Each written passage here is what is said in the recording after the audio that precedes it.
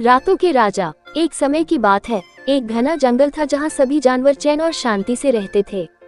लेकिन जब रात होती तो जंगल की दुनिया बदल जाती।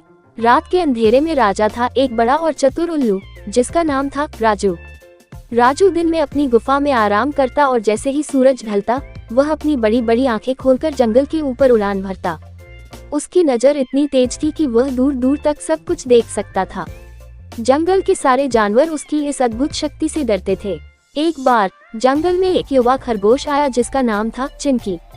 चिंकी ने जंगल के जानवरों से सुना कि रात के समय जंगल का राजा राजू है और कोई भी उसके खिलाफ नहीं जा सकता। लेकिन चिंकी को यह मानने में मुश्किल हो रही थी। उसने सोचा, कैसे एक उल्लू जो दिन में कुछ नहीं करता रात में राजा बन सकता है।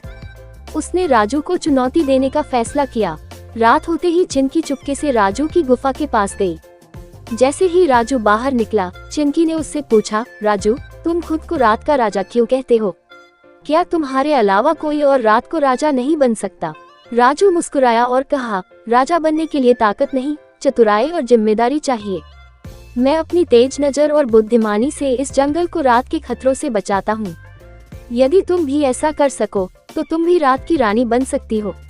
चिंकी ने राजू की बात सुनी और सोचा, सचमुच राजा बनना सिर्फ ताकत का सवाल नहीं है, यह एक जिम्मेदारी है। उसने राजू से माफी मांगी और उससे जंगल की सुरक्षा के बारे में सीखने लगी। इस तरह चिंकी और राजू ने मिलकर जंगल को और सुरक्षित बना दिया। अब रातों का राजा अकेला नहीं था, उसके साथ एक साथी थी जो उसकी तरह बुद्धिमान और साहसी थी। शिक्षा, जिम्मेदारी और चतुराई से ही सच्चा नेतृत्व संभव है।